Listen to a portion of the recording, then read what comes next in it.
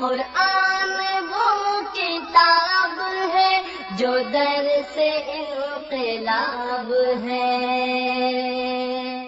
سمجھ کے گر کوئی پڑھے تو نور علی نور ہے۔ تیسرا حکم اللہ کے نبی صلی اللہ علیہ وسلم نے فرمایا استوصوا بالنساء خیرا، لوگو اپنی بیویوں کے ساتھ اچھا سلوک کرنا۔ بیویوں کے ساتھ خاص حکم کیوں دیا حجۃ الوداع پر؟ یہ نہیں کہا کہ اپنے بھائی کے ساتھ اچھا سلوک کرنا، والدین کے ساتھ بھی اچھا سلوک کرنے کا حکم ہے، لیکن حجۃ الوداع میں نہیں کہا۔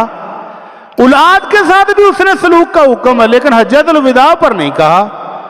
ماما، خالہ، پپو سب کے ساتھ اس نے سلوک کرنا چاہیے، لیکن حجۃ الوداع کے موقع پر خاص بیویوں کا تذکرہ ہی کیوں کیا ہے؟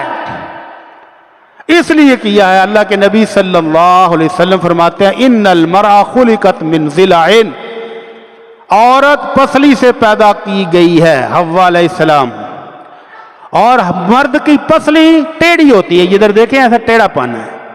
فرمایا اگر اس کے ٹیڑھے پن کے ساتھ ہی گزارا کر لو تو کر لو، اور اگر اس کو سیدھا کرنے کی کوشش کرو گے تو یہ ٹوٹ جائے گی، سیدھی ہونے والی نہیں۔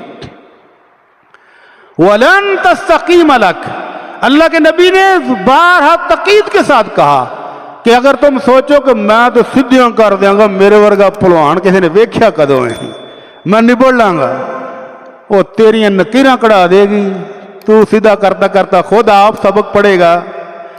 اللہ کے نبی کا فرمان ہے کبھی بھی سیدھی نہیں چلے گی، ٹیڑھی ہو کے رہے گی۔ اس لیے مردوں کو حکم ہے کہ صبر کرنا تمہارے ذمے ہے، مرد مضبوط ہے، طاقتور ہے، اس لیے اللہ نے طلاق کا حق مرد کو دیا ہے کہ یہ ٹیڑھی چلے گی تم برداشت کرنا۔ یہ عورتوں کے ساتھ حسن سلوک کی تعلیم خاص طور پر اس لیے دی گئی، لیکن کتنی ہیں جو شکر گزار ہیں؟ آمنہ کے لال صلی اللہ علیہ وسلم فرماتے ہیں مجھے اللہ نے جہنم دکھائی، فَإِذَا أَكْثَرُ أَهْلِهَا النِّسَاء، اللہ نے جہنم دکھائی تو میں نے دیکھا کہ اکثریت عورتوں کی ہے۔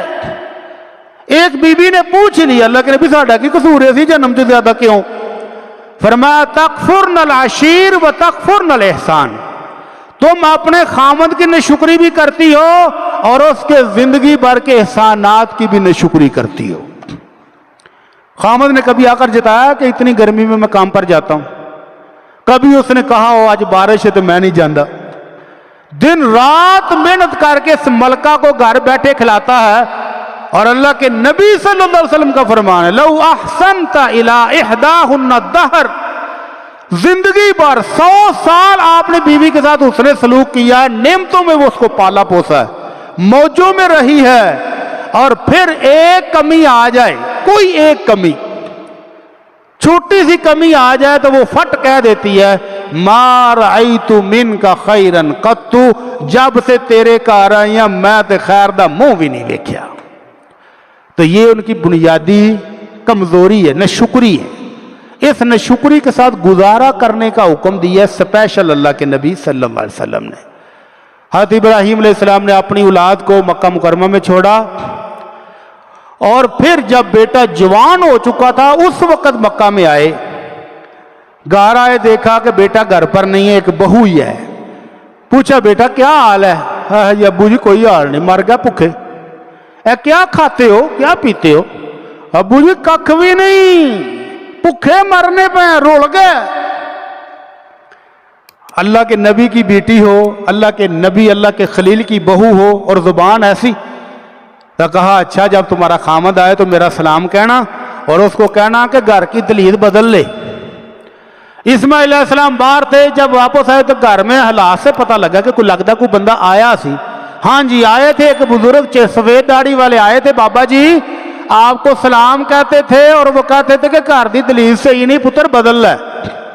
تو اسماعیل علیہ السلام نے پڑھ لا اپنے کپڑے سے چل اپنے پیکیاں، تو وہ میرے ابو جی تھے اور تیری ناشکری کی وجہ سے تبدیل کرنے کا حکم دے گئے ہیں۔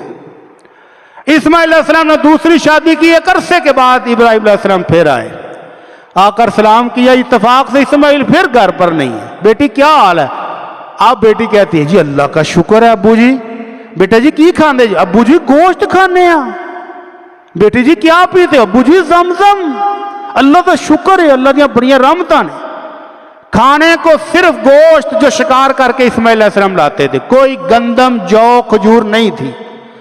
हाफिज इब्न हजर रहमहुल्लाह कहते हैं अल्लाह के नबी खलील ने बरकत की दुआ दे दी, अल्लाहुम्मा बारिक लहुम फिल लहमी वल मा।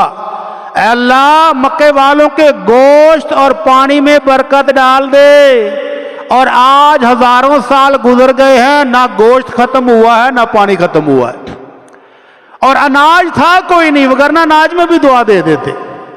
लेकिन वो बरकत की दुआ ऐसी है कि हाफिज इब्न हजर कहते हैं कि दुनिया में कहीं भी कोई बंदा खाली गोश्त खा के जिंदा नहीं रह सकता, उसको अनाज खाना पड़ेगा, सब्जियां खानी पड़ेंगी, सिवाय मक्का में।